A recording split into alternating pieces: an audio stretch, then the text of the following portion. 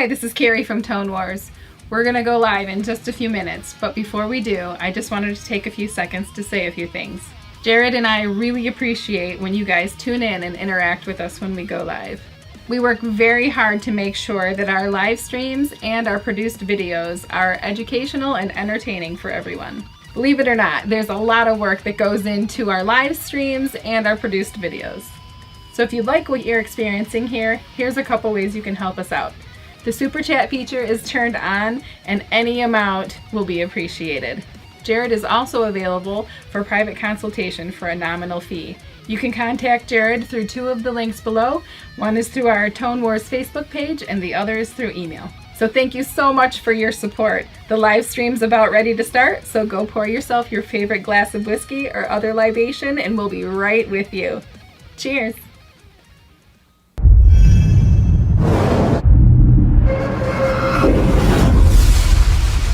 Welcome to Tone Wars.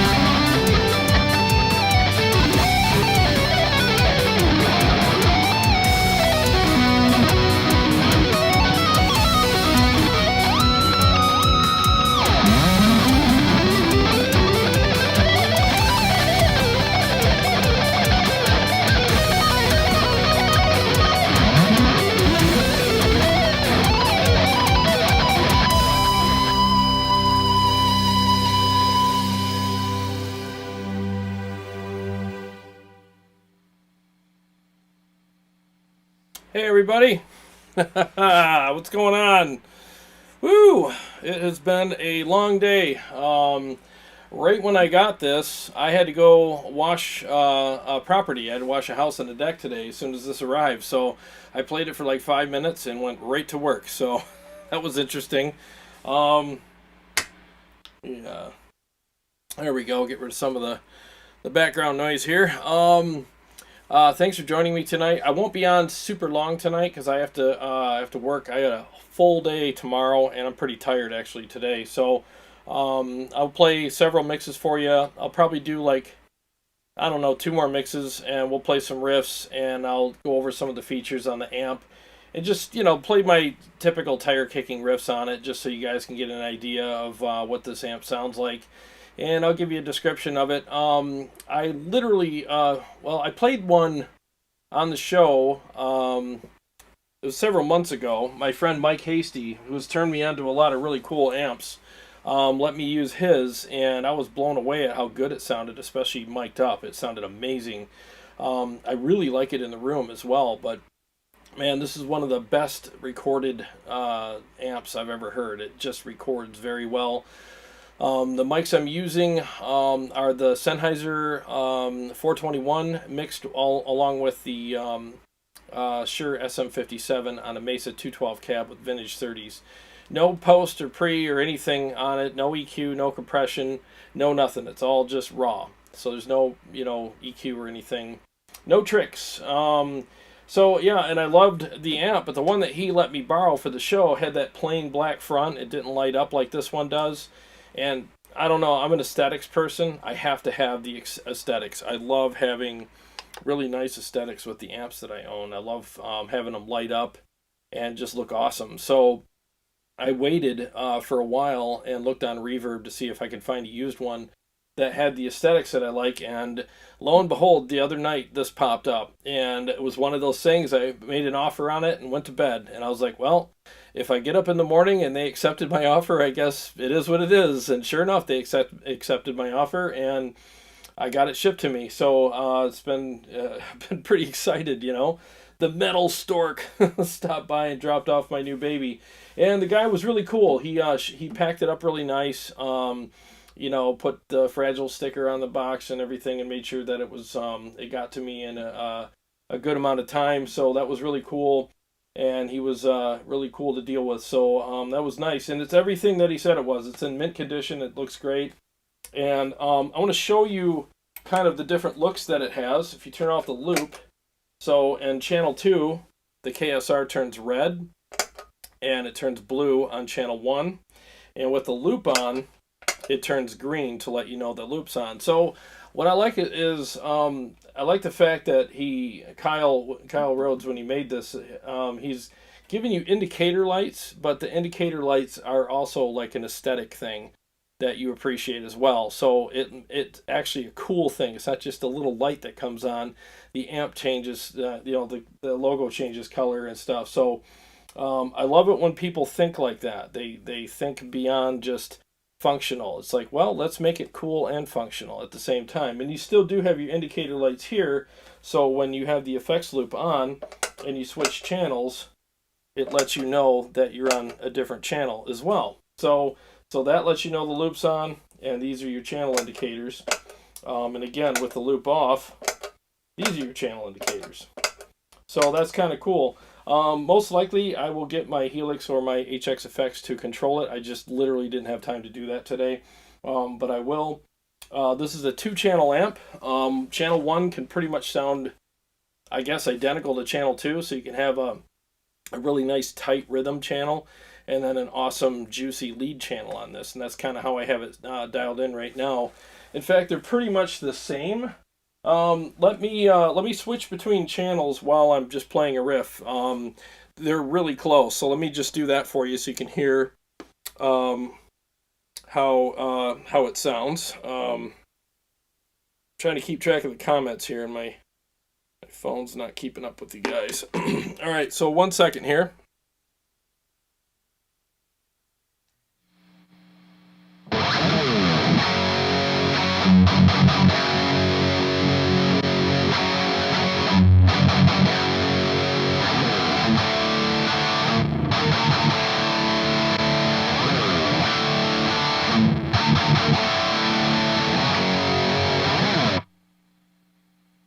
So yeah, that's pretty much it right there. So anyways, having a hard time seeing comments here. There we go. Caught up to you guys. We got 19 people here. So yeah, you can have them dialed in identical, or you, again, like I said, you can have them dialed in differently. Most people, when they use this amp, they'll probably have channel 1 dialed in as a good crunch rhythm, and it's tight, and then they'll have a more saturated setup in channel 2, which is kind of how I have it set up. I could probably crank the gain a little bit on channel 2 just to get that little more saturation for leads. And then they got different voicing switches here. For each channel, you have a fat switch, a voicing switch, and a bright switch. So you can make the channel fatter or leaner. You know, it definitely does add quite a bit to it. It's subtle but noticeable at the same time. So in other words, what I like what he did with this is he made all of the settings appropriate. You know, so like you're not getting like these extreme things when you hit the switch. It's actually an appropriate amount of stuff, and the way I have it set up right now, it really does make a nice difference, and it made it kind of full and sticky, like how I like these amps. I like, because this amp's got kind of a stickiness to it, and I love that. It's gritty on the top end, and it reminds me a little bit of a Mark in the top end, a Mark V.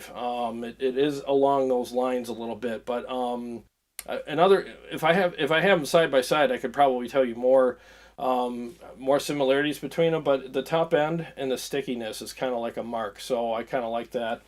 So let me play a riff, and I'm going to do the fat switch. There's 3 settings, so I'm going to go 1, 2, and 3, and I'm going to do the voicing switch 1, 2, and 3, and the bright switch 1, 2, and 3. Right now the bright switch is up. So, bright switch is actually 1 and 2. So that's what I'm going to do. So fat, voicing, and bright. Okay, so I'll go ahead and do that for you right now.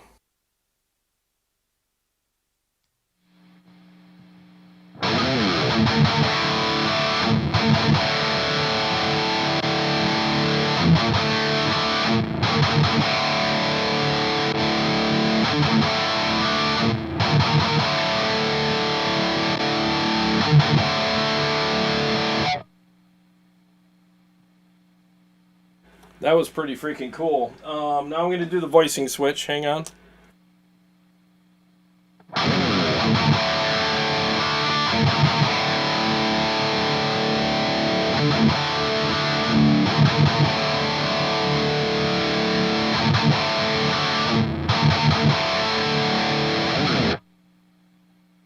There's a little more top end on it. And the nice thing is you can dull it down and then still attenuate, you know, over here with your presence and your treble to kind of fine tune it, which I really thought was cool. So you can really find sweet spots in what you like. And again, they're subtle but noticeable, and they're all very appropriate. So you can really fine tune some things in the tone. And I'm telling you, like, I found the magic kind of settings for me, and it's weird. Like, you know what I'm talking about. You dial it in and you're like, oh, there it is. Oh my God, that's freaking amazing. And then you start playing and you're like, yep, don't touch it. You know what I mean? So that's kind of where I have it right now. So let me flip the bright switch for you next.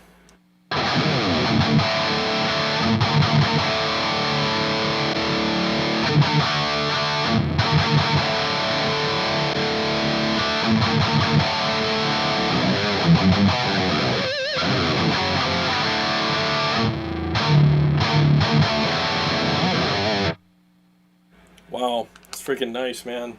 Yeah, it's got a nice sticky top end to it. I love it. I feel like the pick is stuck to the strings. It's amazing. I really like this a lot. This is a very fat amplifier.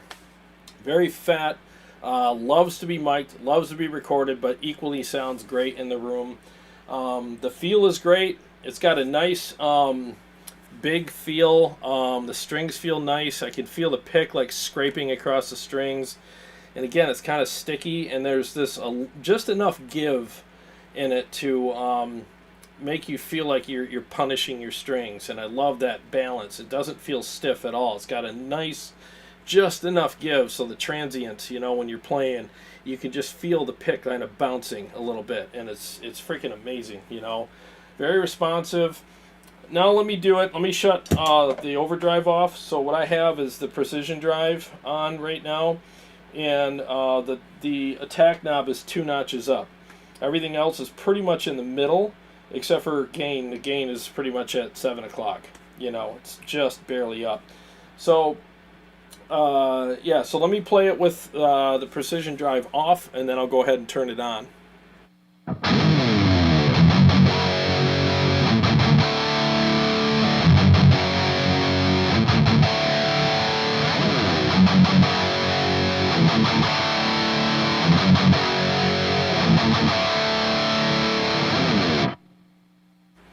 Nice. Okay, so that it tightens up really nice. And let me just say this: I got an episode coming up, and I'm going to talk about a lot of myths that a lot of you know, guitar players say, and a lot of them believe, and it's really sad. A lot of people, oh, you know, your amp shouldn't need an overdrive, and it sucks that you got to slam your amp with an overdrive, and all that. Look, they're not tightifiers, they're amplifiers. You know, they're not performifiers, they're amplifiers. You know, they give you tone and they amplify it. And I want an amp that has enough looseness in the low end where it allows me to shape it the way I want to for what I like, for the mics that I'm using, for the style of playing that I'm using, my pickups, my guitar, my hands, all that stuff, the room, the cab, the speakers, the type of mix, the type of band that I'm in, my taste, you know, all that stuff. And what I liked about this amp and all the amps that I play is that there's enough wiggle room in that bottom end where it allows me to shape it in a way where it's like it's very malleable. So I can completely shape it way different than maybe somebody else would that would work for them. And that's what's nice about having enough of that low end to give you that room to kind of shape it the way you want and sculpt it. Otherwise, if you have an amp that's too tight, when you hit it with an overdrive or a boost pedal or whatever, what happens is it chokes the amp. It sounds choked. I mean, there's hardly any shaping left to do. So now you're taking something that's already tight and you want a little more, and it's really hard to really work with that because there's not enough low end to work with anymore. And it's like, man, I wish I could have had more to work with, and I could have shaped it the way I wanted. So that's another real big plus here, is it's got the perfect amount of low end to allow me to shape it the way I want to and how it works for me. So yeah, I just think it's cool. Aesthetics, 100%, 100%. I love the way this amp looks. In fact, I might use it for a nightlight tonight. Who knows? You know, I'm going to light it up. I'll probably put some backlighting in here, so I'm going to order that kit. Somebody asked me to do a tutorial on that. Maybe I'll do it on this amp. I'll have to see what it's like to take this apart with this front panel on it, though. I don't want to mess this up. So I'll take a look at that and see. And if I can take it off, I'll do a tutorial on that. But, excuse me, but again, you have 2 channels that can sound exactly the same, or with all those voicing switches that I showed you earlier, you can shape each channel to sound quite a bit different than each other, you know. And you can actually take the gain down on channel 1, which I will show you now. Let's go to channel 1, and I'm gonna. It's on the higher gain kind of mode right now, and then it has a yeah, crunch switch here. So let me play a couple riffs, and I'll flip the crunch switch to a different setting, and then you're gonna feel it kind of lighten up a little bit on the gain level. Hang on one second.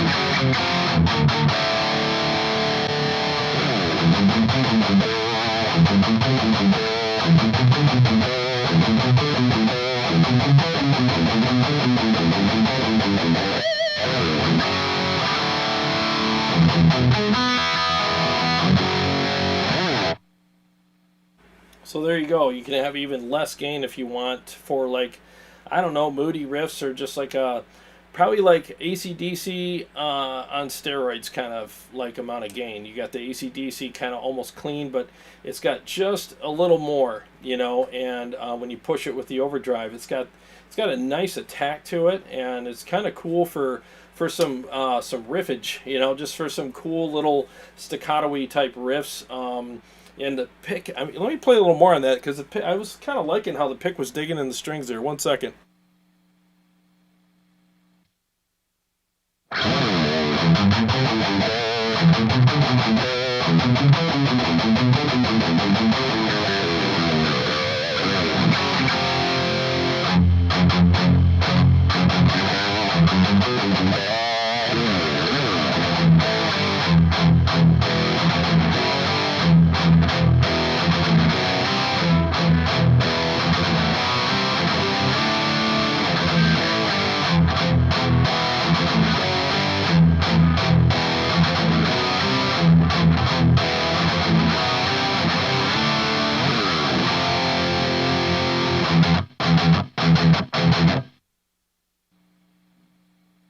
Okay, so now let's try that same riff with the gain up a little bit with the crunch switch in a different spot.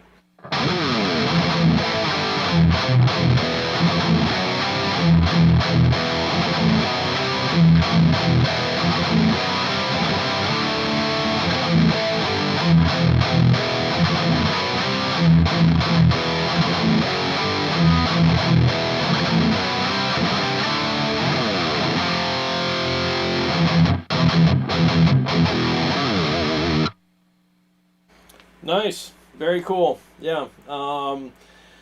So you got some pretty good tonal opportunities here. Does channel 1 clean up? Not really. It cleans up a little bit, but it's not really meant for a clean channel. I think it's meant for a secondary, like, crunch channel that will clean up a little bit and give you like a nice kind of riffy kind of sound, like I was displaying earlier, where you could do some bluesy type stuff or whatever suits your taste. But I do like it. I think it's fun to play on. You know, and it's got a really nice percussive kind of sound, and it's super tight, you know, especially when you push it. So yeah, a lot of fun to play. Let's get back to the red channel, because that's pretty much my business channel. That's where I like to freaking just drop some bombs and throw down, you know.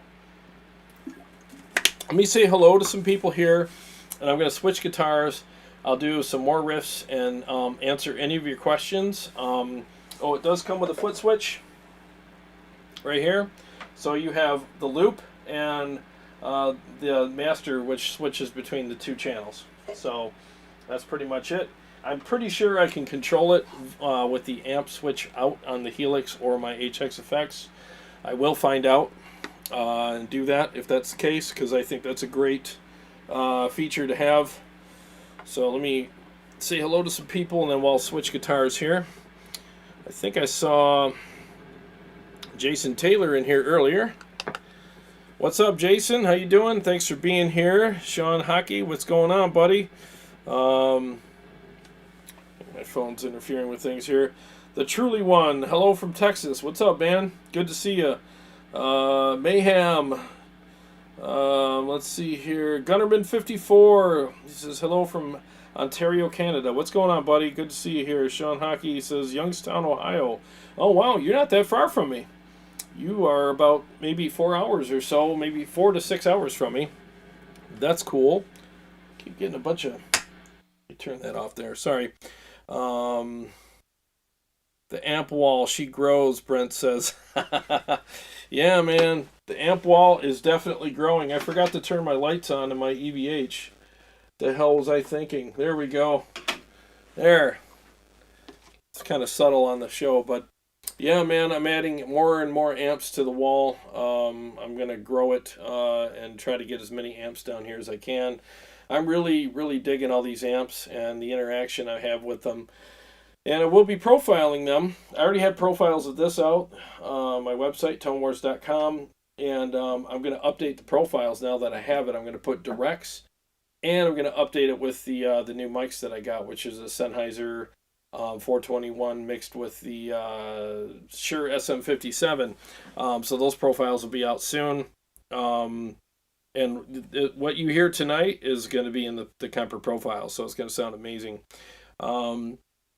And if you guys need any music gear, I did post a link to Motor City Guitar. And if you want, here's the thing, like, they're great to us. Marty lets me, he's the owner, he lets me bring home gear and demo it for you guys so that you guys can check out some cool gear. Um, and so if it wasn't for him, I wouldn't be able to do that a lot of times. So if you do need gear, I'm not trying to push anything on you. I mean, I'm just saying, if you do need gear and you want to support the channel, click on that link and go to the website at Motor City Guitar, and there's all kinds of great stuff for you to get. It's strings, picks, guitars, amps, modelers, profilers, whatever you need. They got them. They ship all over the country, and you don't pay sales tax if you live outside of Michigan if you buy from Motor City Guitar. So that's actually a really cool thing. A lot of places right now are charging sales tax, so at least you could save that when you click the link and go in there and buy them. And again, it's just a great place to shop online. They got a huge website, all kinds of great stuff there. So I'm sure you'll find some stuff there that you'll be gassing for. So I just thought I'd, do Marty a solid, do the show a solid, and do you guys a solid. It's a mutually beneficial thing for everybody. It just keeps the channel supported, and it supports a really nice local business owned by a great guy, has a great staff. It's a brick and mortar building, in these times, I mean, it's always good to support really good businesses because, man, everybody's struggling right now. So if you need some gear, it's a good place to shop, man, really is. Okay, so JJ's House of Jams, what's going up, buddy? Good to see you here. Steve the Virus Killer. Carrie is looking even more beautiful. Yes, she is. She is. I'm lucky to have her as a friend. She's a beautiful woman, and she's smart. She's a blast to hang out with, and she's an awesome co-host. So I wish she could be here on Wednesday nights with me too, but life. People got stuff to do. But that's the way the cookie crumbles. So the KSR looks pretty neat. He says, how you like it compared to the EVH? There's some similarities. I think the EVH has more gain. That's for sure. Man, I'm getting a bunch of noise from my phone. The EVH has more gain. So I can definitely tell you that. I mean, especially the red channel. Like right now, I have the lead channel on here. The gain is at 3 o'clock, for leads, and for the rhythm channel, I kind of have it about the same on the rhythm channel. I could probably turn it down a little bit, but you know what? While we're talking about gain, let's do that. Let's go over the gain. So I'm going to go 9 o'clock, 12 o'clock, 3 o'clock, all the way up. Both channels are the same gain-wise, so I'll just do it on the lead channel that I'm on right now. Okay, so let's go back to 9 o'clock on the gain, and so I'm going to go 9, 12 o'clock, 3 o'clock, all the way up. 1 second.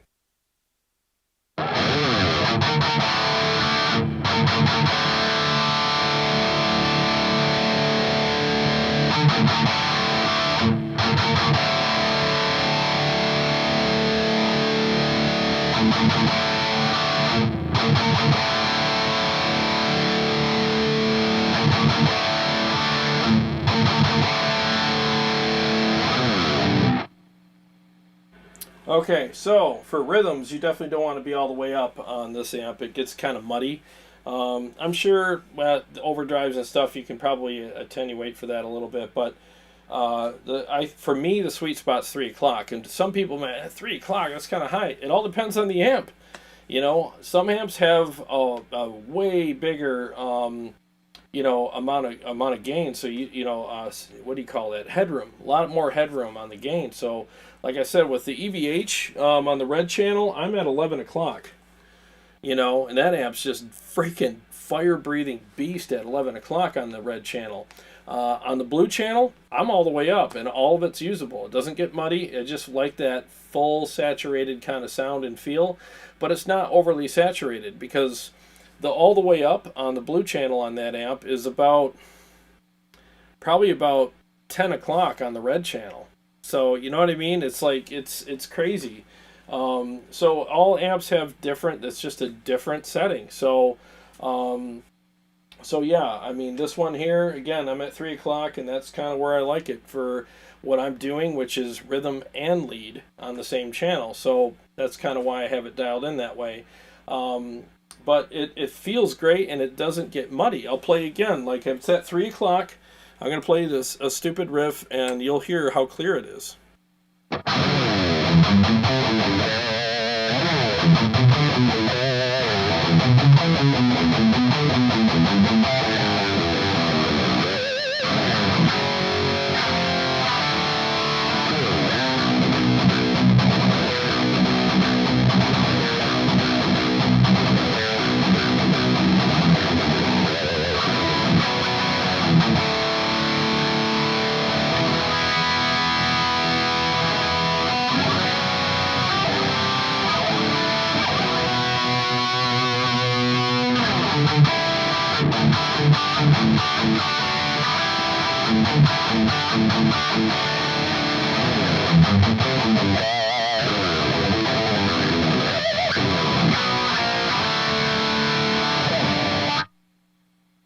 So yeah, a lot of clarity there, a lot of it. So again, gain, it's like age, it's just a number. All that matters is how does it feel and how does it respond when you're playing it. Doesn't matter where it's set. If it's appropriate at whatever number it is, then it is. But yeah, it's a great amp. It's very sticky. It's got a great feel to it. And man, I'll tell you, pairing this with maybe the EVH in a mix is probably going to be sick. Maybe I should do that. Maybe I should do some mixes and just put them up like I'm doing the shootouts, and I'll just pair amps together so you can hear how good they sound together. You know, I mean, to me, that's the best way to create a really good recorded sound, because you got one amp on one side, one on the other.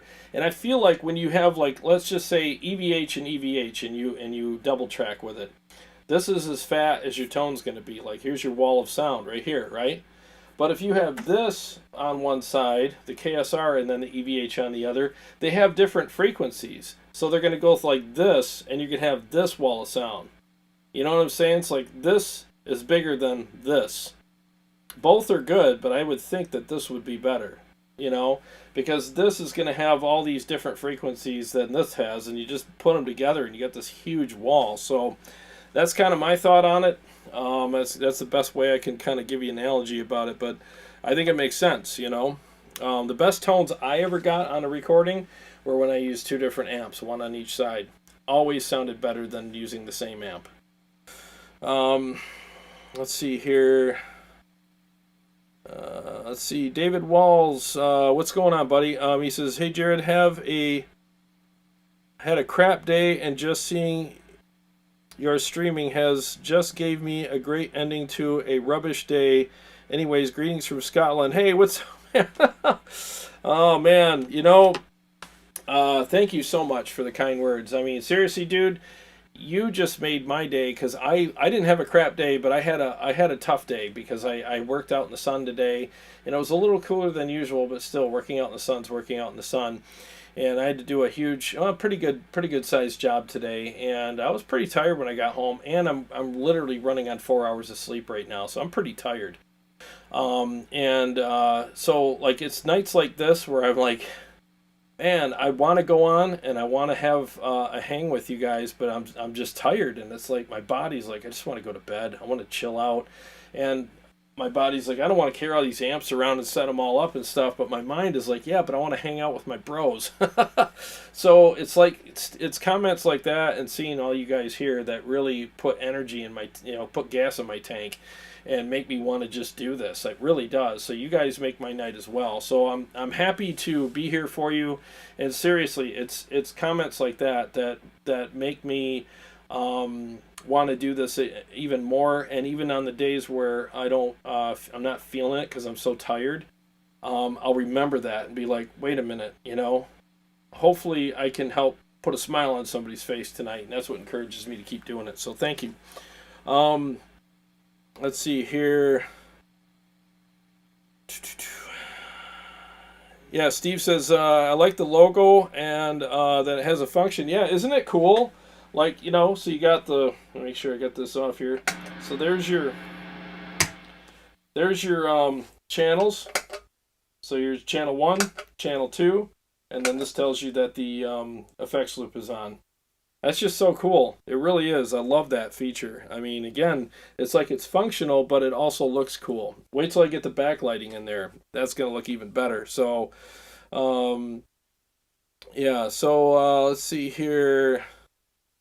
See, Sean says, wow, that sounds really grounded, solid, like very sustainable. I freaking love it. Mr. Edward Scissor Fingers shredded those strings.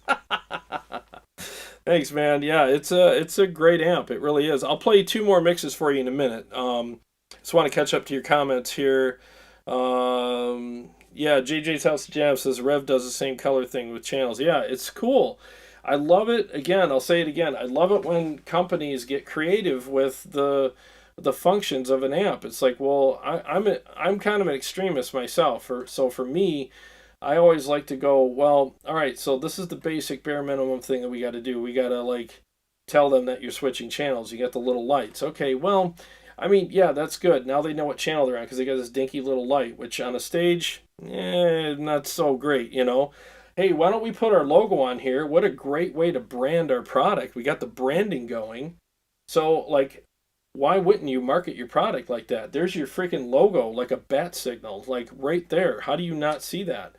So everybody in the audience and all the people and all the other bands are looking at it going, they don't even have to ask you what that amp is. Well, it's freaking KSR. Like, really? There it is. And it changes colors, so it's interesting.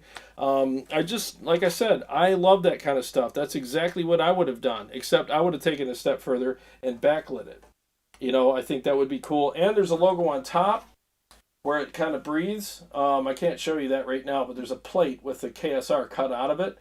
You know, what'd be cool is if I can get the lights in here to shine up and it hits the ceiling, like a bat signal.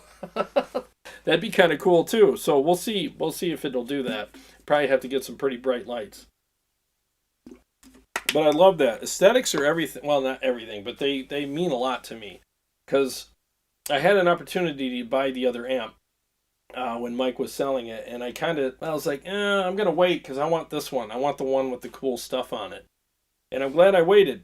You know, because I just think that looks freaking awesome. That's the best look that they have, in my opinion. Marty V, what's going on, man? Good to see you here. He says Anderton's UK is now a Mesa dealer. That takes off $500 on most amps alone. Oh, that's awesome, dude. I'm telling you, man, you got to check out a Mark V 25. I mean, man, that amp is amazing. In fact, my friend Mike Hasty has it at his house right now. So we kind of let each other borrow each other's amps and stuff because we're always gassing for new stuff. So we're causing each other a lot of problems and costing each other a lot of money because every time I try one of his amps, I want one and vice versa. Honestly, don't tell him this, but I let him borrow my amps because I got to get even with him for making me buy all these freaking amps. So I want to put him in the poorhouse. Anyways, let's see here. I thought I saw Jay here. Jay Croft. Hey, what's going on? Let's see here. I'm just catching up to you guys. Oh, wow, Scott Fulmer. Dude, thank you so much for the super chat. I really appreciate that. He said, get some sleep. Yeah, I will. You know what's funny is it takes me a little bit to come down after I do a live stream. I have to kind of sink in and come down. So it's a little bit because I get the energy going right now. You know, once I get started and start playing, I kind of get moving here. Yeah, I'm definitely gonna get some sleep tonight. I have to wash tomorrow. I have to wash a house that's like 7,000 square feet. It looks like South Fork Ranch. I mean, it's just huge. It's a huge house with pillars all around it. And I have to wash their horse barn inside and out too. They're professional horse trainers. And every year they call me to wash their house. And this is the first time I'm going to wash their barn inside and out because all the horses are gone. So that's going to be fun. So that's my day tomorrow. So I need to get some sleep because I got a big day ahead of me. Anyways, hey, Carrie, what's going on? Dave Rebell. Hey, Jared, man, I am running late. Long work night. Hello to everyone else. What's going on, man? Better late than never, right? Glad you're here. All right, so let me switch guitars. Bear with me a second here because I want to play two more. I do have more mixes coming for you guys. I apologize if they're getting kind of repetitive, but it takes a lot to get all these done, and I got to write the solos and stuff. So I will be getting new mixes for you soon. I got one called Armageddon that I'm working on right now that is like Armageddon on my hands. It's so hard to play, and I still got to write the solo for it. So I'm working on that for you, and then I'll retire some of these for a while, and I'll bring them back occasionally just to keep myself fresh on them. Because when I do clinics, I need to have all my mixes tight. So let me tune up here. Yeah, so I'm going to do the Sphinx, and I'll probably end up doing the Catacombs, and then we'll hang for a little bit, and then I'm going to hit the sack. It literally has been a day for me. When you work outside and you work hard, it does kind of take a toll on you, especially when you have 4 hours sleep. Yeah, so anyway, so let me do a couple riffs on this, and let me find my mixes here. I gotta turn that up. All right, let me do a couple riffs on this. So this guitar is tuned to, it's a half step down, so B flat standard on a 7th string. So 1 second.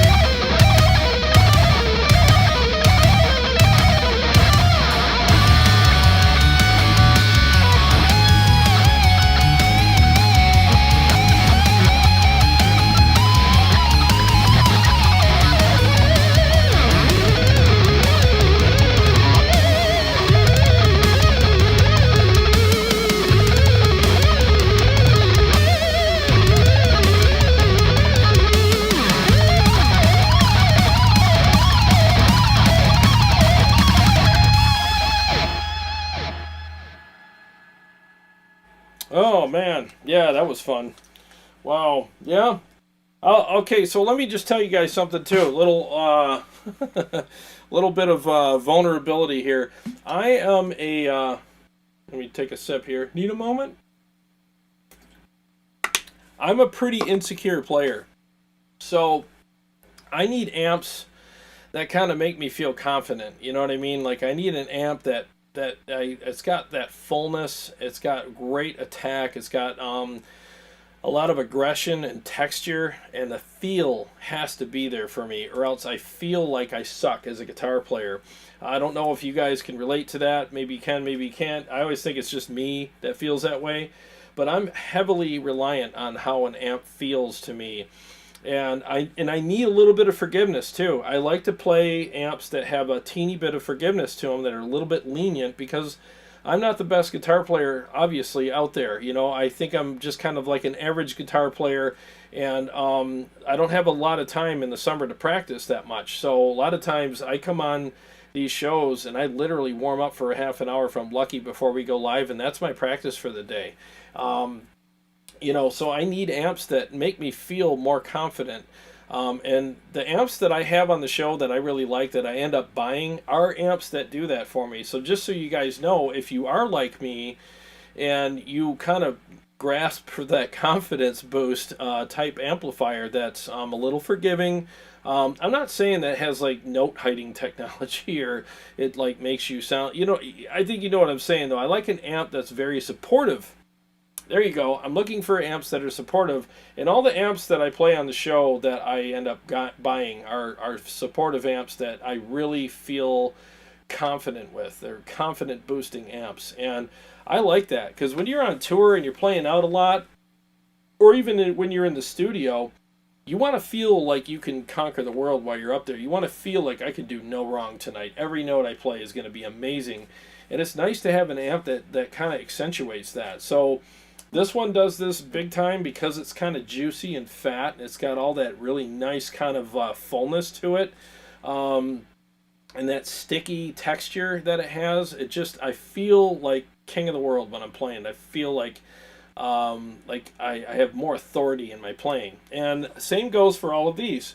These all make me feel like that as well. And I really like that. They do it in their own way. Just like you have people that support you, they do it in their own way. Well, that's kind of how these amps are. They all have their own kind of way of making you feel good about yourself. So these all do that. So I'm just saying that as a testament to these amps. I'm a pretty insecure player, and I feel like I need more than maybe what most guys would need. Maybe I'm wrong. Maybe a lot of guys feel the same way. I don't really know. I never really asked people. But these amps really do make me feel good about myself as a guitar player. So if that's a testament, or if that's maybe some words of encouragement for you to look into some of these amps, you know, and if that's what you're looking for too, I felt like I would share that with you guys and put myself out there a little bit and give that to you guys, because I think all of us want to play something that makes us feel good about ourselves. You know, some people like, oh, I love really unforgiving amps. Well, good. I'm glad that you do, but I don't. I'm not a very unforgiving amp player. I don't. Like I had the VHT on here. I thought it was pretty cool. I could do it, but I didn't feel as confident as with that amp as I do with these. You know, I mean, I would buy any one of these amps right here over the VHT products. You know, and I'm not saying that the products aren't good. They're good. I just prefer these. You know, these amps that you're seeing right here with me. I love a lot of texture, because if you're in a band and you have like keyboards, you got vocalists, you got drums, you got bass, maybe even another guitar player, I don't know, all that stuff, and you're in a big room and there's people, and all that stuff like whittles away at your tone, it whittles away at your texture, it whittles away at all that stuff. And by the time you are in a mix with all these different other elements, what happens is like your sound disappears. You have a dull tone. You know, so I look for amps that have a ton of texture, so that by the time it's diluted down because of all those other elements, there's still enough left over for people to hear.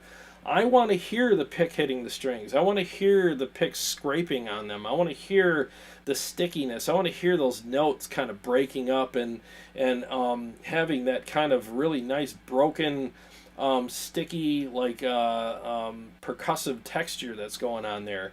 It's that natural kind of rawness that really makes your tone stick out and all your riffs stick out, and the character that you have in your guitar playing all stick out as well. So it's kind of like stage makeup, you know. I mean, someone mentioned Carrie earlier. When we play shows, I mean, she's done up completely differently than she is like if we're just going to go out and grab a bite to eat at McDonald's. Not that we do that. McDonald's sucks. You know what I'm saying? Like, it's a completely different thing. She doesn't wear the same makeup on stage that she does to the grocery store and vice versa. It's a completely different thing, because when she's up there under all the lights and all that stuff, it actually makes her look like she just looks normal, because all the lights and all that stuff, she doesn't blend in with it and disappear. You can see her facial features better. And it's the same with this. You want a lot of texture. I know it's a weird analogy, but you want a lot of texture on your amp, so that when you're in a mix, whether it's live or in a studio or band practice or whatever, you know you love that. You know that when you're hearing all those little nuances and all that stuff, it inspires you to play better, differently, more. You want to keep playing because it sounds amazing.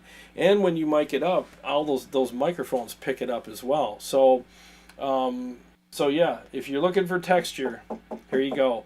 This would I would give this one like a big fat plus texture on top kind of thing, you know. So really enjoyed this amp very much. A lot of good character in it. If you like the Mark series, you would really like this, because this is like a boutique version of, like, I think anyways, a Mark, maybe with a hint of EVH or something like that, you know. Let's see here. Let me catch up to your comments.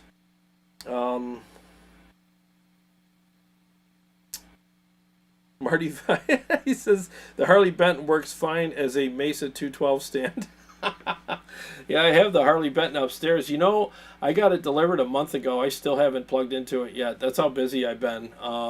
It's a great cab. I prefer the Mesa, but I'll tell you, the Harley Benton does sound really good. So if you want looking for a budget kind of cab, it really does sound good. It does. I mean, it's $200, which is unbelievable. I mean, it does not sound like a $200 cab. It sounds like you spent at least twice that on it. I got to do an episode with it. I already did a shootout between it and the Mesa about 4 or 5 months ago, maybe longer, several months ago. And yeah, it's a great cab. Jeff Cornell, what's going on, buddy? He says late to the party. Congrats on the new amp. Thank you. It's good to see you here, Jeff. I really appreciate you being here. And by the way, how are you liking your Soldano, man? Why don't you give us an update on your Soldano? I'd like to hear how you're liking it, and I want to hear also like the overdrive pedal. Did you end up finding an overdrive that worked well for you? I'm just curious, you know. Marty says, I'm wondering how you would react to a diesel. I want to try a diesel so bad, dude. That's a great question. So I was with a friend of mine, I think it was last summer, and we went to Guitar Center. He had to get something there, and there was a diesel VH4, full-blown, you know, diesel VH4 amp in there, and I was like, you got to be kidding me, you know. And somebody had sold it to him used, and I plugged into it because I'm like, I have to try this out. And I didn't want to, you know, bother the guys at the counter for overdrive pedal or anything, but I just plugged into it and checked it out. I was like, yeah, I would totally like this amp. You know, I could imagine it with an overdrive, and I thought, I bet you it would sound really cool. So if anybody locally has a diesel VH4, I would absolutely rip that. I would totally want to play through that big time. Because I've heard nothing but good things about them, and they're expensive, you know, but it's probably a reason for it, you know. I don't mind expensive amps as long as there's reasons for it, except for, you know, well, it's just, well, I don't want to get into that, but I just want it to be, I like to have some features, and I like to have some great sound and some channels and some stuff to you know, to utilize on an amplifier as opposed to just something super basic. By the way, I did program my HX effects to change the channels on the 5150 Stealth, and it just sounds amazing. It switches the channels. Brent Nelson, I talked to him about how he got his done, and then my buddy Steve Shaheen, also, I talked to him, and he gave me some really detailed instructions. There was one thing I was overlooking, and I got it to work, and it was like one of those eureka moments. I was sitting right on the floor here last night around 2 a.m., and I got it to work, and I'm like, yes! So the snapshots all change, the channels on the amp, and I'm telling you guys, like, you don't know freedom and creativity until you've plugged like an HX effects or something like it into a multi-channel amp, and had it switch channels on the amp, and all the effects associated with each one of those channels turn on and off instantly with seamlessly. There's no gap in the sound or anything. Man, as soon as you discover that, you're suddenly going, I have wings now, I can fly. And now you're gonna fly. You're gonna actually get more creative with your live sound, and you're gonna do more stuff because now it's easy. Now you can do anything at the tap of a switch. 68 things happen instantly, seamlessly, and it just sounds amazing. So it really helps you get more creative. So if you have an amp that's you know, that you really love, and you're looking to pair it with a nice effects unit that'll switch it, the HX effects is freaking amazing. I mean, even with my Mark 525, which doesn't have MIDI, the HX effects or the Helix has an amp control out 1/4 inch jack on it, and it'll still switch the channels for you on most amps. So that's cool. So even if it doesn't have MIDI, as long as it's got an input on it that's 1/4 inch, it's got a TRS or something, you got a really good chance of being able to switch those channels with your Helix or HX effects or something like that. So they really thought of everything with those products, and I'm very grateful for that, because again, once you get that going, you're like, dude, this is amazing. Now I can do this, now I can do that. There's so many endless possibilities.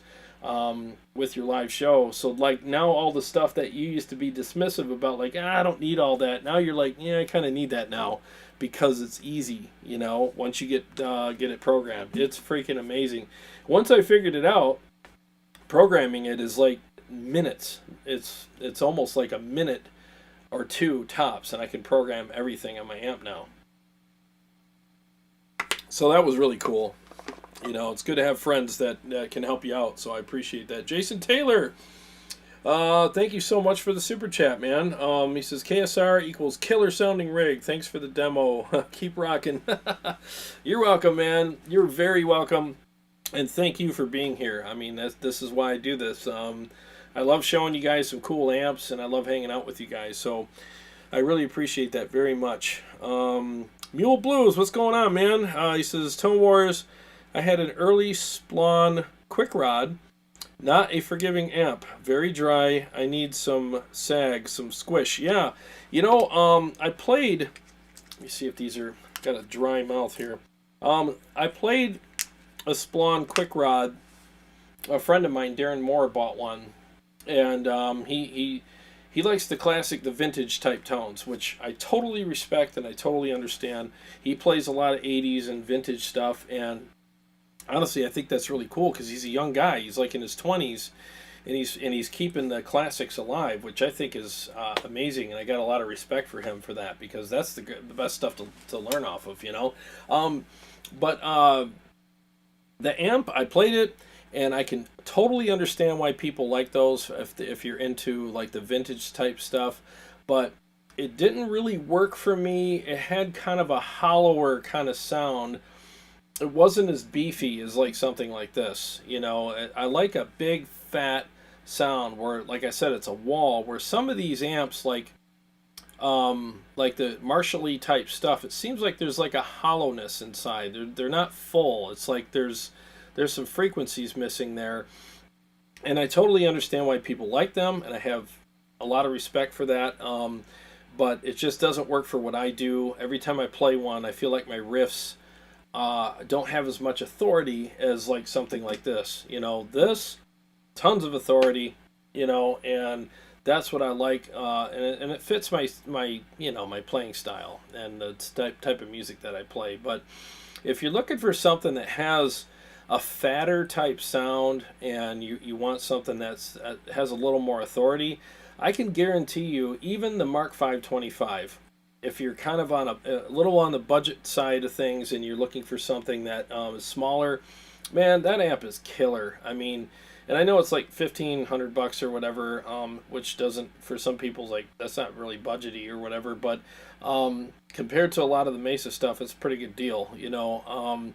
It's small, but it doesn't sound like a lunchbox amp. So something like that would work really well for you, and it's very versatile. Jay can attest to that. I mean, I'm telling you, the Mark Series amps are, everybody should at least experience having one or playing through one for several days, you know. And once you play through one and get to know it, you'll be like, oh my God, this thing's incredible. And this is kind of reminiscent of that. It kind of is. It's in that family of sounds and like textures. So I think that if you could find a good deal on one of these, like I got this used, and I got a really good deal on it, so I couldn't pass it up. It was one of those things where I was like, you know how you're on Reverb and you're like, and I didn't lowball the guy. I just offered him what I thought would be a fair deal, and I was just like, well, here's the offer, and I hit the sack, and I got up the next morning, and it was one of those cringy moments where it was like, I'm kind of screwed either way because I'm spending money I shouldn't be, but at the same time, I'm getting an amp that I really want.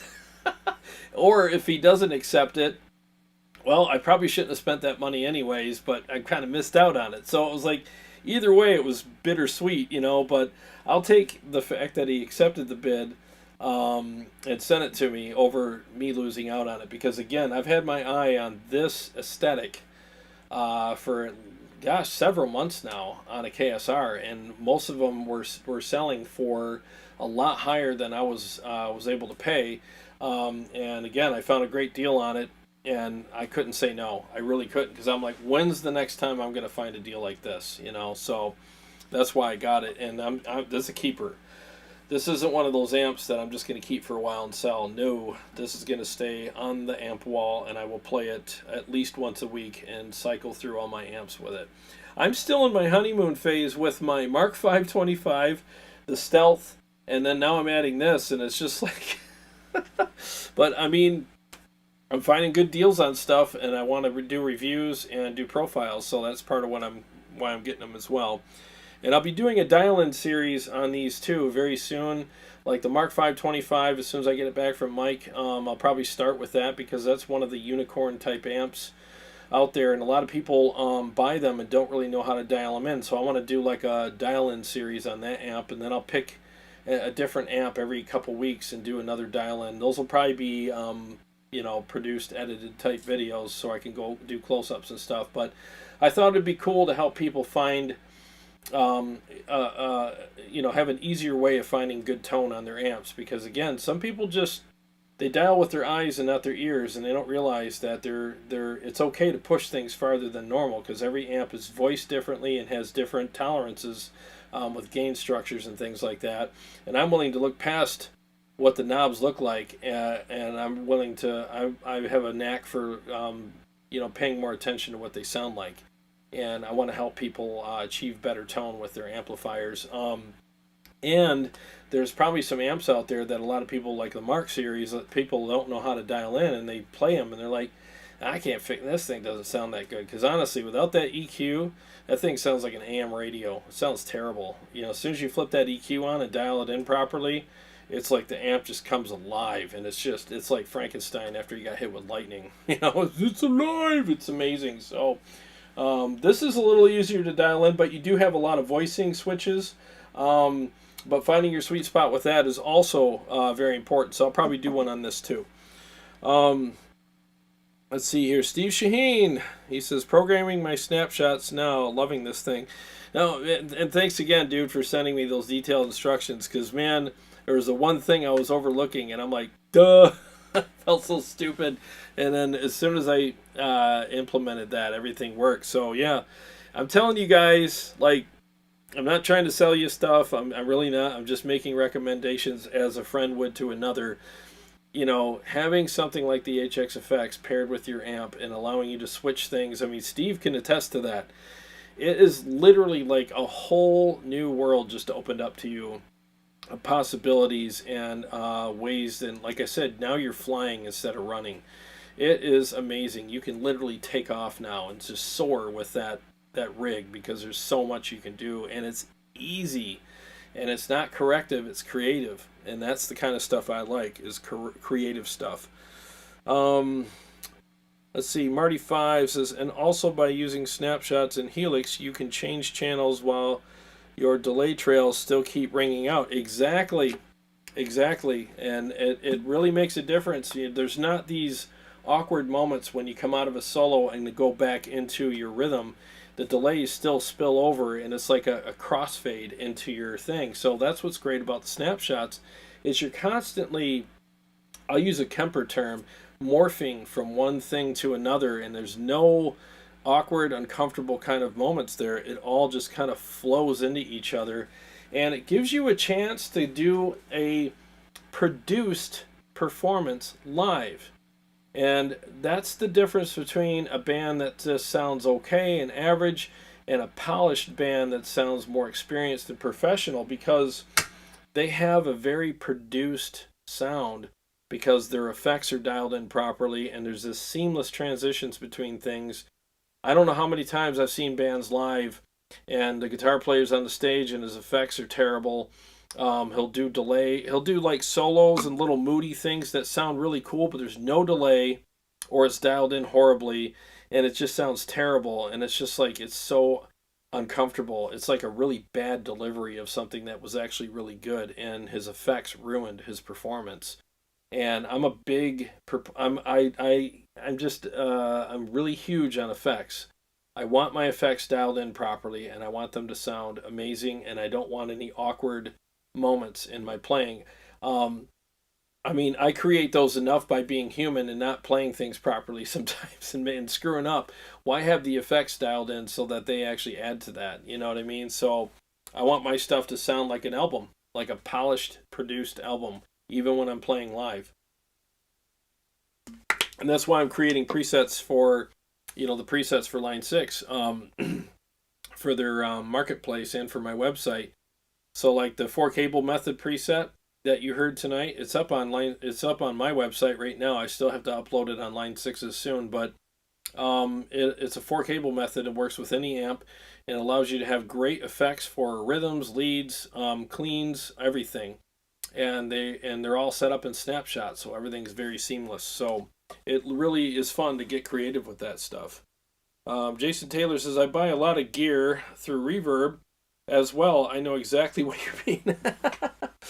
Yeah, man, this was my first time ever buying a used amp, so I was a little nervous. And the guy that sent it to me was awesome. He packed it up really nice, and it arrived. You know how sometimes you get stuff and you're like, oh, God, I hope it works. And before I even made the thumbnail for tonight, I had to check it because I didn't want to be like, yeah, I'm going live with my KSR, but it doesn't work. It works perfectly. And I was really happy to see that. I even sent him a message and thanked him for doing such a great job and taking good care of it when he sent it to me. So that was really cool. Chicago Todd, what's up, man? He said, joining late. Is this amp yours to keep now? Yes, it is. And is this amp different from the KSR profiles on your site? Again, good to see you here, buddy. Thanks for chiming in. Great question. So the profiles that are on my site are of the same amp. It's the KSR ARES, which is this. This just has a different aesthetic. But I will be updating the pack with the new microphones, which are the ones I'm using tonight, which is the 421-57 combo. And I'll be doing directs as well, which I didn't do last time when I had the other KSR. So I will be updating the pack, so feel free to hit me up within the next few weeks, and I'll send you the whole updated pack because you already bought the original one, so I don't want you to have to buy the second pack. I mean, updates are free, so I want to send you the pack so that you can enjoy all the new profiles that are going to come with it, with the new mics and the directs. So we'll be in touch, obviously. So we're friends on Facebook, so I'll let you know, and I'll send the whole pack to you. So see here. Marty V, we need to get a bigger amp wall. Yeah, man, I do because like my Synergy stuff's over there, so that's got to fit on. So, and I don't know if I could put something here because you won't be able to see it maybe. So I got to figure out how I'm going to work this room. Carrie's awesome at designing stuff, so her and I need to get together and we need to redo this room. And make it all about the amps, because I just think it looks freaking awesome when you can see all these amps. And I'll have them all backlit and stuff, so it'll look freaking sweet. Scott Fulmer is asking, have you tried the Digitech drop pedal for switching guitar tunings? Yes. In fact, it's right here. Yep. In fact, I used it for a couple of years, and a friend of mine that comes over and plays bass with us on some stuff that we're working on, he uses it for some stuff as well. It's a good product. It works really well. So for high gain stuff, you probably won't notice too much as far as it changing your tone unless you drop way down. It does take a little bit of edge off, but again, with high gain stuff, it's kind of negligible, but on cleans, it definitely rounds off all the chiminess on your cleans. And one time I was in the studio, and my engineer was just like, he's like, yeah, that drop pedal's handy, but he goes, look what it's doing to your tone. He goes, go ahead and flip it off and flip it back on, and play the same thing. So I did, and obviously the tuning was different, but it was much brighter and chimier and more natural sounding with it off, and then with it on, it literally does round off the transients a little bit in your clean tones, especially is where you notice it.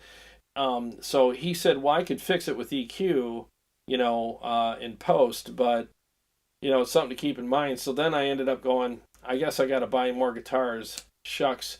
So I bought more guitars and put them all in the tunings that worked for each song, and I didn't have to use the pedal anymore. Again, it's a great pedal, like if you have to go on the road and you don't want to bring 8 guitars, because I totally get that, and I'm exaggerating, but let's say you don't want to bring like 4 guitars, you just want to bring one main one and then another one for a backup.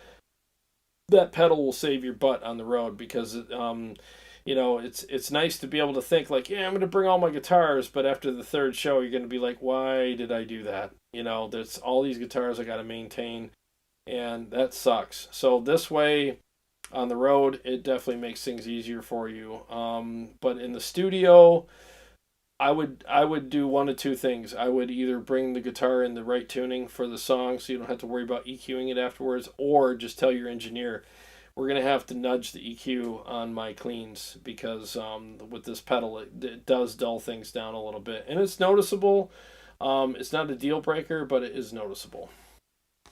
That was a very long-winded answer, but I try to give people thorough answers to things, so that, because I hate it when people leave stuff out and then I buy stuff and I'm like, why didn't you tell me about this one thing? And I didn't think you'd care. It's like, so I get a little long-winded sometimes, but I just don't want to mislead anybody. Let's see here. Oh yeah, you saw the pedal.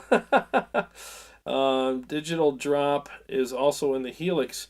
Oh, Marty, did they put that in the Helix? I didn't know they put that in there.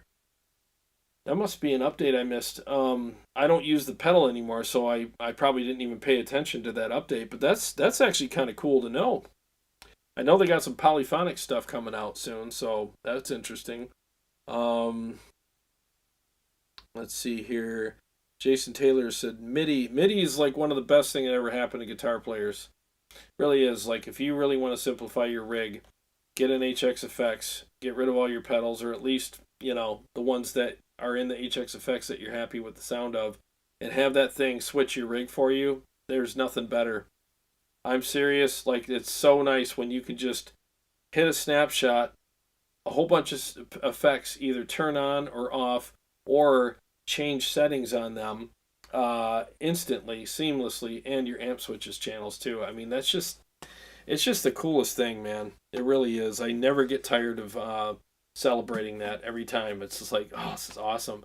And that's one of the reasons why I didn't get much sleep, is because I finally got it working, and I was down here and I'm like, well, I guess I better go upstairs. And I literally went upstairs at like 2:30 a.m. and I'm dead tired from washing trucks. And I plugged my amp in upstairs, and I probably played it for an hour and a half, you know, and I didn't even realize the time went by. And I was upstairs playing my EVH with my HX effects and switching channels and enjoying all of the effects and different things. And I'm like, this is freak. I was like a kid on Christmas morning, you know, and it was awesome. And I ended up I just like, I got to go to bed. I got to work tomorrow. So yeah, adulting always gets in the way, right? Let's see here. Chicago Todd. Let's see here. Yeah, I didn't know that they had the drop pedal in the Helix. That's actually good to know. Jason Taylor, speech to text isn't working very well as I'm driving. I've done that so many times, and you're trying to fix things. Yeah, I hear you, dude. I've said some. You know what's funny too is when you are talking and I'm in a noisy work truck, and it hears everything wrong, and you're like, how did you even get that out of what I said? You know, and then you got to erase it all and start over again while trying to stay on the road. Marty says Jem Majura from Evanescence uses it all the time to cut back on about 7 guitars per show. No, you're right. I got friends at Ava Under Fire, and they're going to hit the road. I think next year, as soon as everything opens back up again, and they signed to a really big label deal, and they're awesome people, by the way. Check them out, Ava Under Fire, EVA Under Fire, and they're going to blow up like really soon here, and they're going through the same thing. It's like when we go on the road, we got to bring all this stuff, and they're trying to consolidate things because they're realists. They've been playing out for years now, and they're very, very knowledgeable when it comes to that. So it's like, you know, being a minimalist on the road is the best thing to do. I mean, in our heads, it's always like, yeah, I'm going to bring like 5 full stacks, and I'm going to have a wall of amps behind me, 17 guitars. And you do that on one show, and afterwards you're going to be like, that was a huge mistake. You know, because now you got to take care of all that stuff and set it up and tear it down. Stuff breaks, goes missing, all that stuff to maintain and keep an eye on.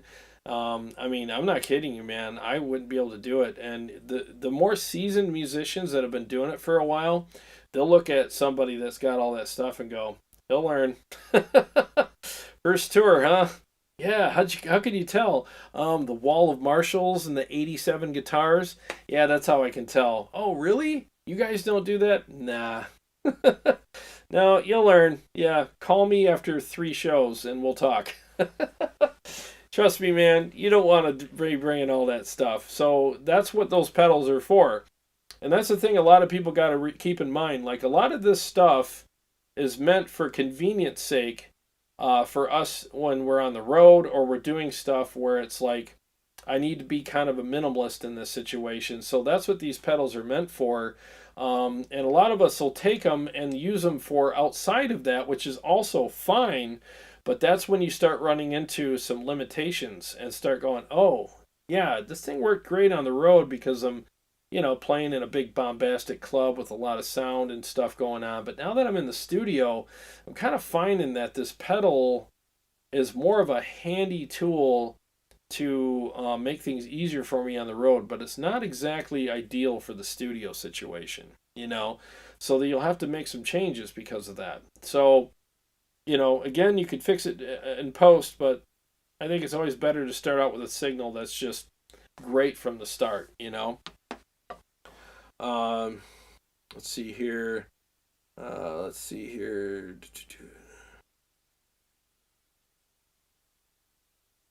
Hey Croft, it's funny how much smaller my drum kit got the longer I played gigs.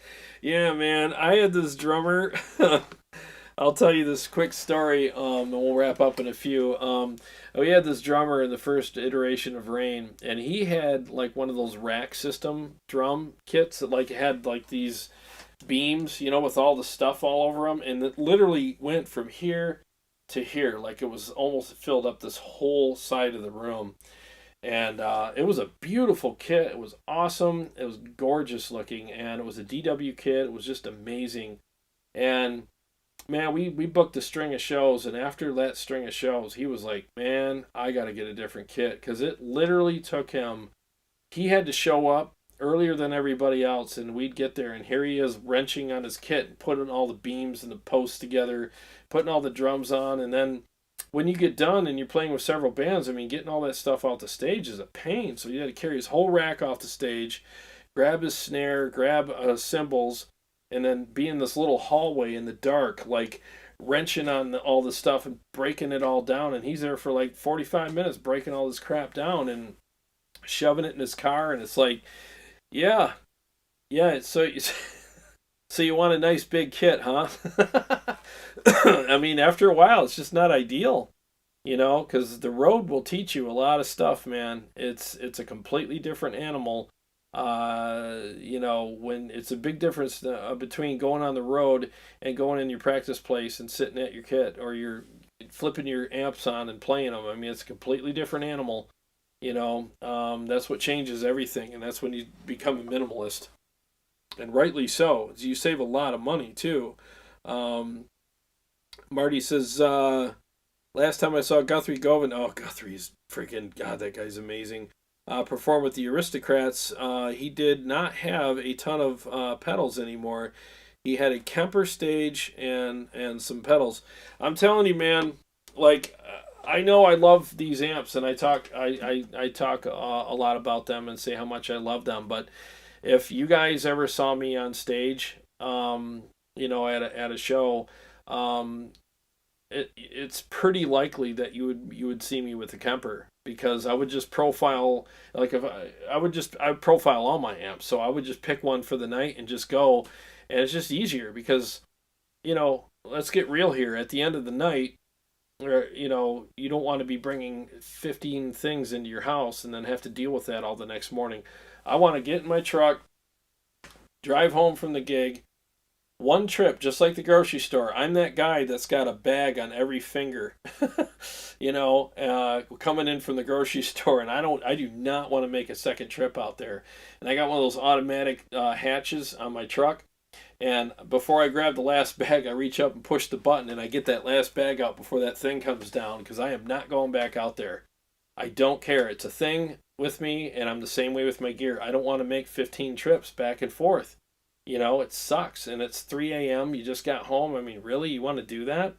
So, like, let's get real. I mean, I want to grab a guitar and my Kemper, walk in the house, plop them on the living room floor, have a beer, go to bed. I don't want to be grabbing all this stuff. I mean, that's the reality of it. If I'm doing, if I do a clinic, that's different because I think that's more gear oriented, and that's why I would be doing it, is to show gear. Then it's different, and it's actually a little more worth it to me because I love doing that kind of stuff. So at that point, yeah, it'd be worth it.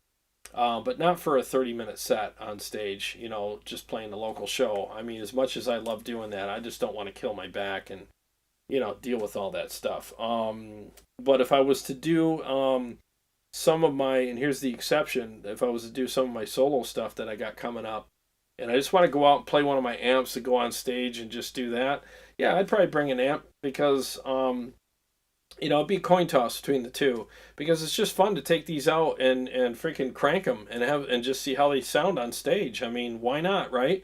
So, and I'm not really having to worry about anybody else like being able to hear themselves. It's just me playing the backing tracks. So I'm perfectly fine with bringing an amp for something like that because it's still kind of minimalist. I don't have a big band with me or anything. It's just me, my iPad, amp and cab. And I might use in-ears, I might not. It all depends. But I mean, I just think that would be really cool, to do that. So I would probably use in-ears. But yeah, that's a coin toss. Let's see here. Oh, and his Victory amps. Yeah, he does play Victories, doesn't he? That guy's amazing. Marty V says the pitch function has been there for quite a while, actually. You could probably set it up there now. Oh, yeah, if it's the pitch function we're thinking of, yeah, you're right. I'm used to that, but I didn't know if they actually modeled the drop pedal because I used to use the pitch drop in the Helix. Like 4 years ago. But there's a way to trick it and make it do that, but I don't know if they added a pitch drop pedal or anything. I'm not sure because I never paid attention to those things after I tuned all my guitars to the right tunings, and I just didn't think about the drop tuning anymore. But anyways, let's see here. Yeah, I appreciate all the comments and everything tonight, guys. If I missed anybody's comments, I apologize. It's hard to play and keep track of everything at the same time. Yeah, Marty was asking earlier, no taxes. Yeah, so if you buy from Motor City, and I think I don't know how it works overseas, but if you live in the States and you live outside of Michigan and you buy from Motor City Guitar, you don't pay taxes. So it's actually a nice deal. Really nice deal. It's a great store to buy stuff from too as well. All right, so yeah, so that kind of wraps up the KSR. Again, if you're looking for an amp that's kind of like a boutique amp, because it is a boutique amp, built by hand by Kyle. Kyle Rhodes, great guy, makes great stuff. Dude, this is one of those amps that I had to buy. I tried it out and I'm like, oh my god, this is definitely on my list. I just got to find the right aesthetic and get it. So that's when I looked these up and got it, and I got a great deal on it on Reverb, and it's a keeper. It's a total keeper. I love this amp, and so if you're looking for something that's fat, juicy, percussive, it's got sticky, really nice top end to it, and a lot of different voicing options. I mean, here you go, man. These things are built like tanks. They're great. Looks nice. Sounds amazing.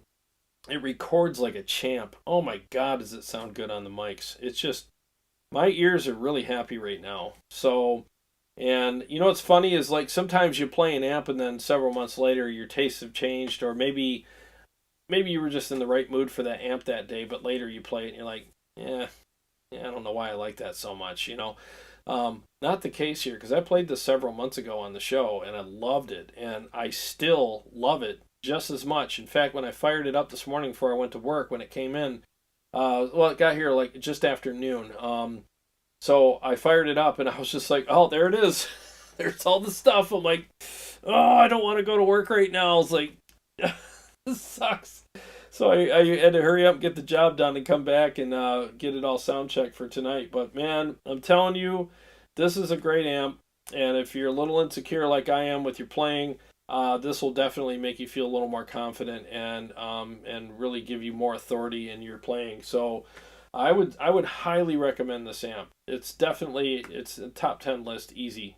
Very easily in the top 10 list of amps I've ever played, and I've played a lot of amps. So I would very much recommend it. And if you need one with more channels and MIDI and all that stuff, I think it's the Colossus that has all that. There's other iterations of this amp that has more features and more channels too. So check out their amps, man. They're freaking badass amps. They really are. You know.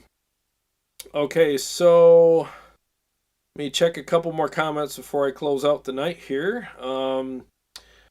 Jeremy, what's going on? He says, Marty, you might want to look into the KSR 212, cheaper than the Mesa, and you can pick your speaker combination. Oh, that's really cool. He said, it's freaking huge. My favorite 212 I have. Just a thought. No, that's great. That's something I just learned tonight, too. So thanks for sharing that information. I'm sure that that's the thing. That's the nice thing about some of these boutique amps is that the cabs are built for the amp. Like, you know what I mean? Like the amp builder, like he builds a cab that specifically makes the amp sound good. I can say this, the Mesa 212s, if you're looking for something where it's just like it's a go-to awesome cab, they are great. I swear by them. But yeah, I wouldn't mind trying out a Rhodes or a KSR cab either, just to see what they're like. So, let's see here. More guitars are better. Hell yeah, they are. Yep. I've been buying so many amps. I got enough guitars for now, but I've been really digging the amps. But I totally get that. Kyle Rhodes makes great everything. No, he does. I'm very happy with this. Mike Lehman, what's up, buddy? What would you say your top 5 amps are? Okay, good question. All right, so far, in no particular order, I'm just naming them. So I would definitely say the EVH Stealth. If you want full-on aggression and you just want a full-on assault with sound and 3 channels that sound absolutely incredible, and there's no deal breakers on that amp at all. MIDI switchable. It's just the perfect voicing that EVH has ever done, and you want tons of aggression and texture. That's a great one. That's definitely top 5. I'd say the Kraken is definitely something that, because it's a unicorn amp. You don't see them everywhere. So if you want something unique, it's a little dark, but with an EQ, you can fix it. I've shown how to do that on the show with my Helix or my HX effects. A little nudge in the top end, and you're good. It acts as a presence knob. That's the only thing it's missing is a presence knob. But this is all MIDI switchable too. Like all the features on the Kraken are all switchable. The boost, the channels, everything. It's an amazing amp. So that would be a great contender. If you're budget conscious and you want to get something that still sounds huge, and there's no sacrifice in size of sound, but still sounds great and is built well, the MT15, man, no-brainer amp. It's got a nice chocolatey, really nice kind of sound to it. We called it dark snarly chocolate. So that one's a great sounding amp for a budget, and obviously this one. So we got 1, 2, 3, 4. Is that you? That's 5. 1, 2, 3, 4. 5th one. What do I have? Oh, the Mark. Yeah. I did out of sight, out of mind. The Mark 525. Freaking amazing, or a Mark 5, the 90 watt, whatever. But the Marks are definitely a must-have amp. So those 5. So Mark 5 at any wattage is great because, like I said, my Mark 525 does not sound small. It sounds just as big as a 100 watt. It literally does. It's huge. The KSR Kraken EVH Stealth, because the other EVHs are great, but the Stealth is just the king of all the EVH amps. And then the MT15 if you're budget conscious, that's like a $700 and some amp. You can find them all day long on Reverb for under $5, and they're great amps for the money. So I hope that helps you. Those are all good choices, you know. And that's why I keep them all, because literally, like which one's your desert island amp? All of them. I'll pack all of them because like I love all these amps. I think they're amazing. So, Jeremy Connor, love the channel. Thanks, buddy. I appreciate that very much. Yeah, we're live every Wednesday night. Usually I play more, but tonight was a little different because like I'm really tired. But I'll be doing fight night. I'll be putting. So here's the thing. All right, so this will be fun. I'm going to be pegging these amps all up against each other. I'm going to take all my kids and make them fight in front of you guys so you can watch. And I'll probably share some of my opinions, but I honestly want you guys to have, you know, to make your own choices as well. I have the EVH EL34 against the Stealth.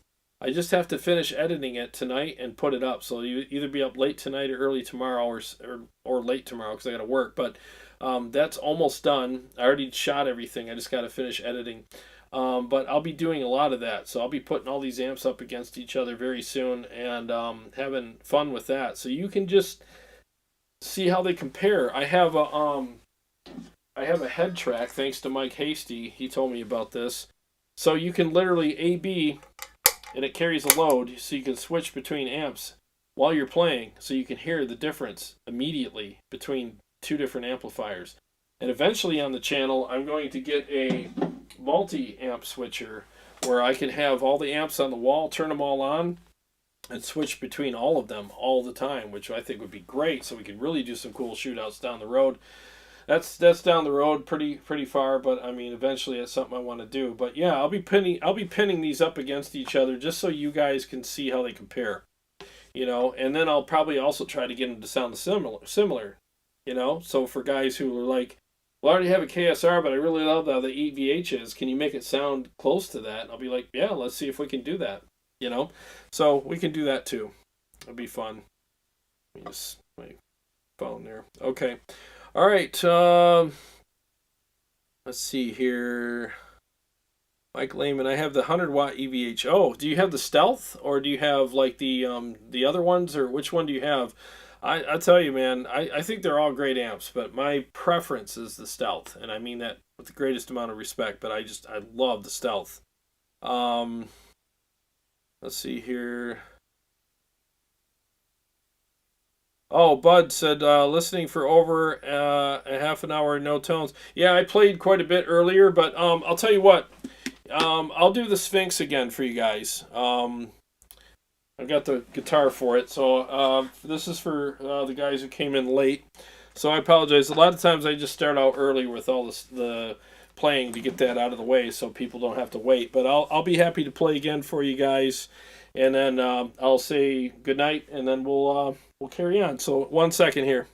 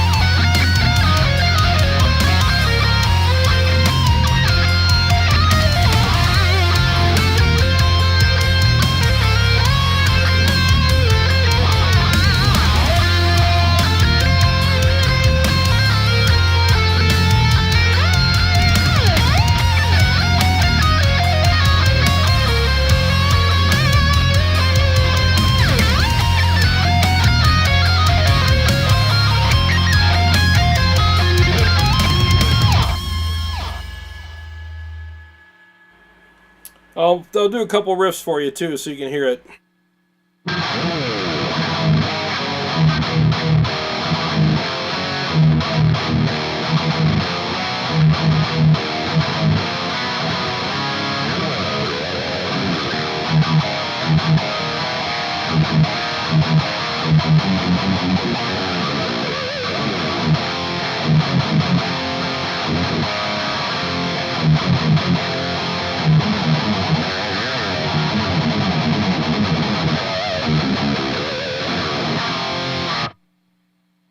Gosh, man, when I was doing you could hear that texture. That's what I'm talking about. That nasty texture, and it makes your riffs stick out more. It's like it's like you're putting your riffs on your shoulders so that they can be heard and seen by everybody. You know what I mean? It's that texture that elevates your riffs. This amp has it, man. Like freaking amazing texture on top with a lot of fat juiciness underneath. It's like a really good blend of all that stuff. So I'm telling you guys, like this is definitely an amp that should be on your list. And no one's paying me to say this. I've never met Kyle Rhodes. He's probably an amazing guy. I've never met him, but all I can tell you is that my honest opinion, just like we're two dudes or a bunch of dudes sitting in a room having a couple having a couple of beers talking about amps, I would recommend this to you as a friend. Just be like, hey man, I'm looking for an amp that's just like, it's kind of got it all. It's like fat, full, punchy, percussive, it's built well, it's kind of boutique-y, looks amazing, and it's got that nice top end that I love so much. There you go. It's definitely one of a lot of amps that I have that has the voicing and the texture that you're probably looking for. I would highly recommend it. I really would. So, anyways, Christopher, thank you so much for the super chat. I very much appreciate that. See, Bud says you should do a blind test and let the crowd vote for the best tone live. You know what? I will be happy to do that for you. It's actually something I considered doing for fight night. So you know what?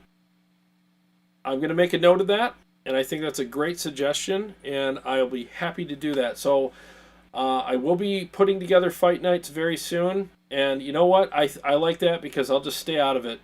I'm just going to play, switch between the amps, and let you guys pick whatever ones you like the best and make the choice that works best for you. That way I'm out of it. So I'm perfectly fine with that.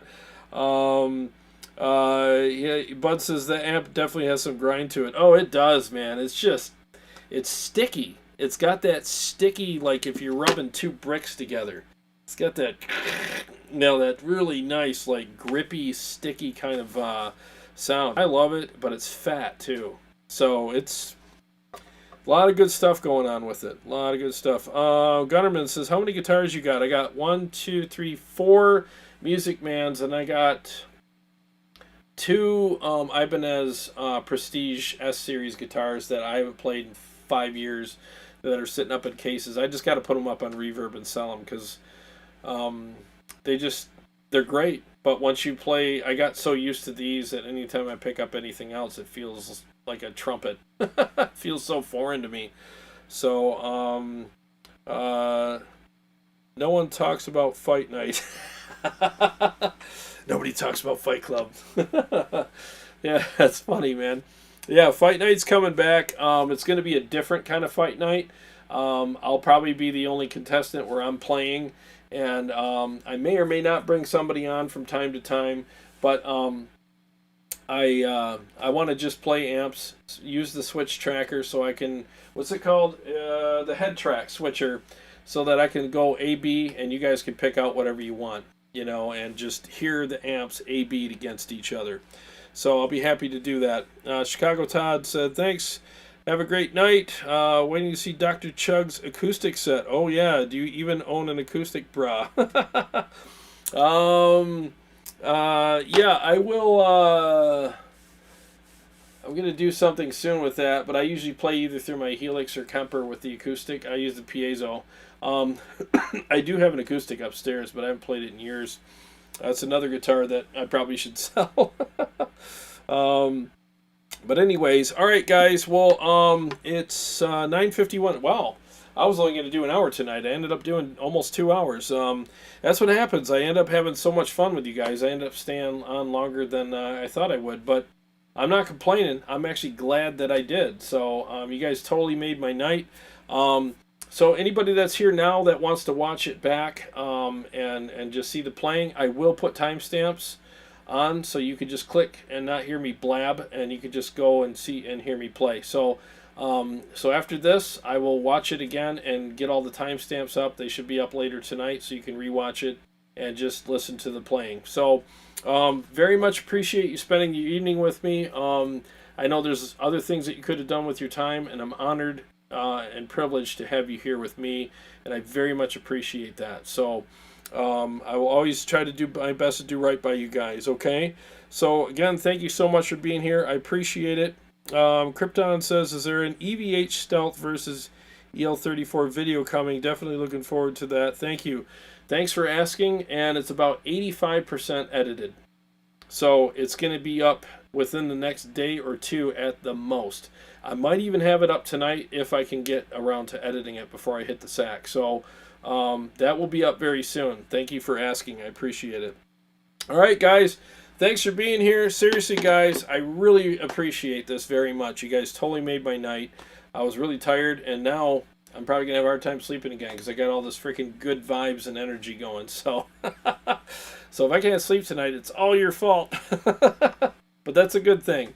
All right, guys. Well, God bless you guys. Every day's a gift, and thank you for spending part of yours with me. I will see you guys again on Sunday with Carrie, and we'll figure out what we're going to do that night. We'll have a good hang with you guys, and we'll demo some stuff and have a good time. So you guys take care, and